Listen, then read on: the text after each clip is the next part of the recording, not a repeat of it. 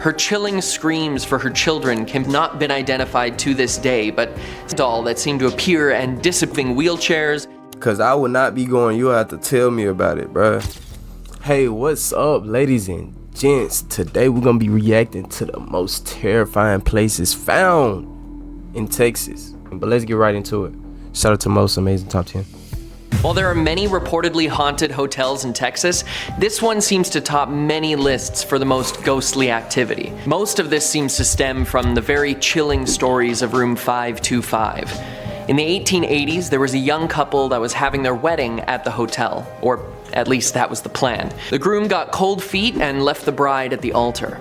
Now, heartbroken, she ran upstairs to their suite, room 525, and took her own life. And it said she still walks. Oh, wait. You just gonna drop that on us like that? What do you mean? Took her own, bro? Oh my God. Falls in her long white gown.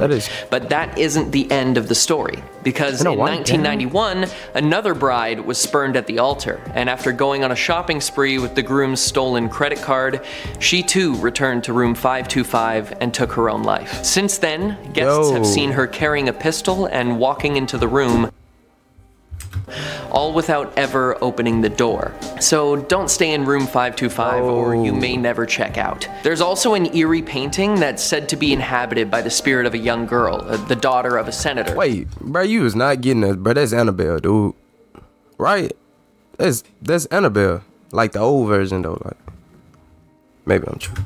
Whose expression seems to change on its own. People who view the painting have said that they feel like they were floating off of the ground, though they remained on the floor. They also say that their equilibrium and balance was off for a few hours after looking at her. Number 9, USS Lexington, Corpus Christi. Now, before I tell you about this spooky ship, make sure to hit the subscribe button so you can catch all of our amazing videos. Bro. As a naval vessel that saw actual battle, there have been multiple lives that were lost on board, including that of an engine room operator who still roams the ship at night waiting for the battle to end. The crew of the ship have often reported flickering lights and doors slamming on their own, which, given that this is a very well-maintained historical site, you'd think that they would have found the cause by now. Maybe it's just the ghosts of sailors lost to time. Coming in at number 8, we have the Marfa Lights in, you guessed it, the town of Marfa. While there is so much beauty in the area. I never heard of Marfa though, I'm not gonna lie. Like, if you've been there, bro, put it down in the comments, say I. Plenty of non-spooky reasons to visit, the main tourist attraction to this quaint little town are floating, sourceless lights that seem to change color and even move in the night sky. Many visitors... I take it all back. I do not want to go there, bro. That's too spooky for me. Make the journey at all times of year to see the lights, and there's even a yearly festival made in their honor. Reported since 1883 by people of all ages and professions, no one knows what these floating orbs are. They appear at random, but usually in the same area of the sky, and since there's so much open space and light pollution, it's perfect for stargazing, or seeing spooky orbs, I guess. Some say that these lights are UFOs, some say spirits, and others think that they're just headlights. All that I know is that if I see a mysterious floating orb, I'm going the other way. Number 7. Bingo! Woman Hollering Creek, San Antonio. Said to be the home of La Llorona, or the Weeping Woman. Dude! Is that the actual name? Women Hollering Creek. Bruh, this creepy creek leaves anyone who visits with a sense of dread. As the story goes, La Llorona was a woman who was distraught that her once doting, affectionate husband left her for another woman.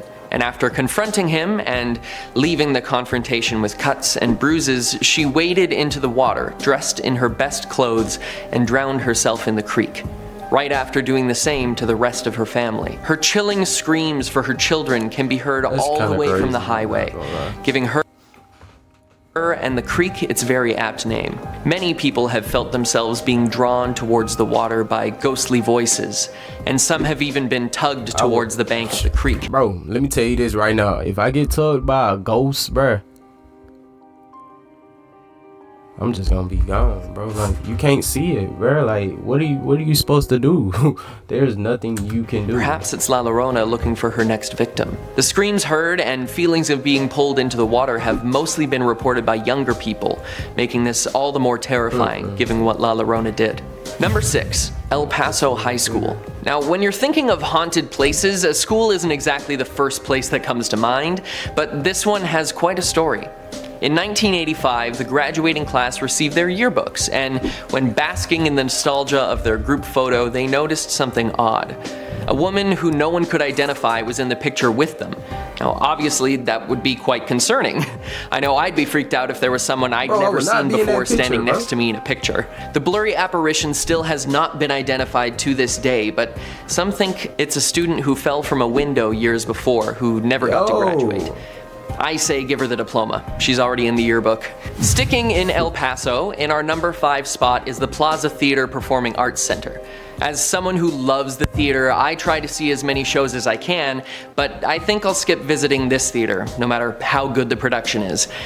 Built in 1930 as a movie house, demolished for a parking lot in the late 80s, and rebuilt as a live theater space, this building has seen many changes, but some things have stayed constant throughout its history. Many workers of the building have reported seeing a man in one of the box seats, in a tuxedo, smoking a cigarette. One crew member recalls seeing him after turning on the stage lights, sitting alone in the box, as though he'd been there. Realistically, bro, that probably was just a janitor, bro, taking a little smoke break. Like, come on, man, give him a break. Now he a ghost? He's just trying to make ends meet. For hours already before the lights came on. And when she saw the smoking man, he turned to her and said, "We all have our time to die," and then threw himself headfirst over the balcony, vanishing before he could hit the ground. A former vice president of the theater also recalls seeing a ghostly girl bouncing a ball in the aisles of the theater and always staring.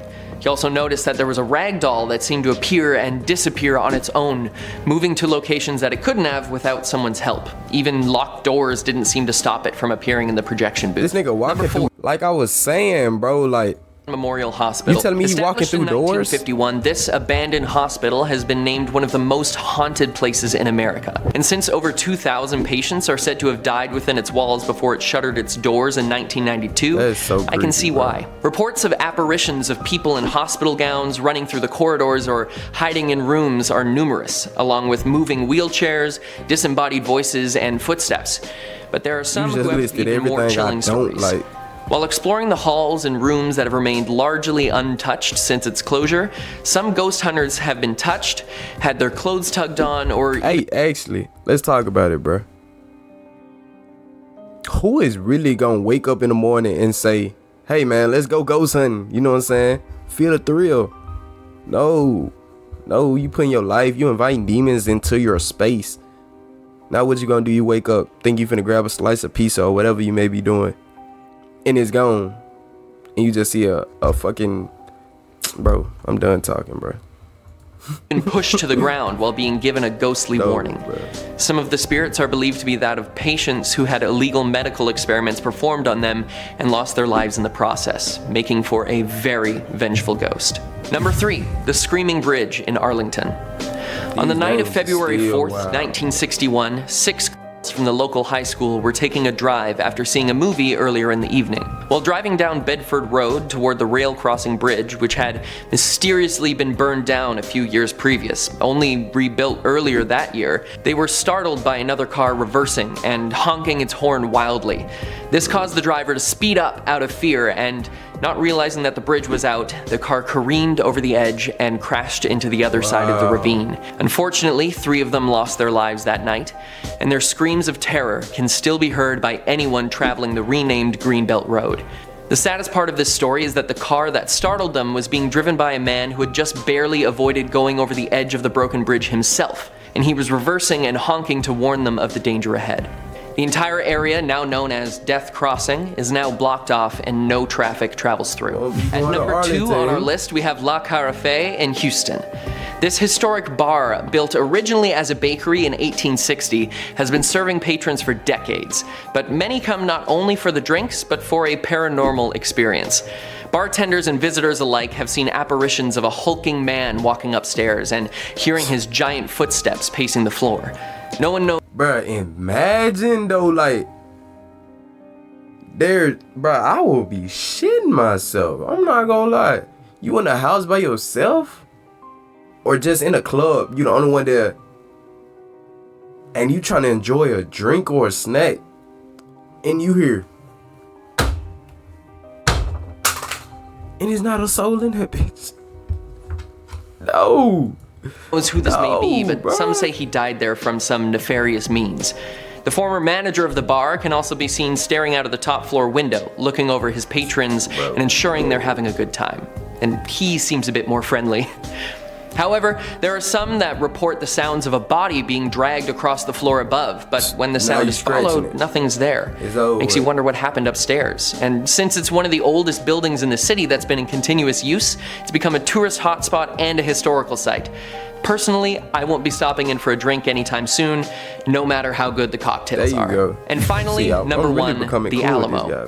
While students are taught to remember the Alamo, they don't really teach about all of the spirits who can never forget. The Alamo? In the infamous battle, thousands of soldiers lost their lives, and many were dumped into mass graves, and others left to rot out in the sun. So it makes sense that you'd have some pissed off ghosts wandering the ground. There have been countless reports of soldier apparitions walking with weapons in hand, taking their usual patrol, and even full platoons screaming and charging into battle. Even in the afterlife, they couldn't get away from war, and so they continue to fight their invisible enemy. There are also accounts of a small blonde-haired boy hiding in multiple places where the gift shop now stands, so make sure to pick up your haunted keychains. While the buildings are beautiful to look at and the area is interesting to explore, the history can leave one with a haunting feel. See, that right there just looks scary, bro. Get a good look at it. Cause I would not be going, you'll have to tell me about it, bruh. That's straight out of some medieval, like, oh my God. Nah, I couldn't do it, bro. I couldn't do it. And with all those spirits around, I'd be careful touring here, especially at night. For the ones who made it to the end, thank you so much for watching the whole video game.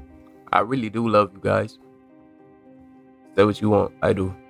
But with that being said, thank you so much for watching, and I'll see y'all in the next video.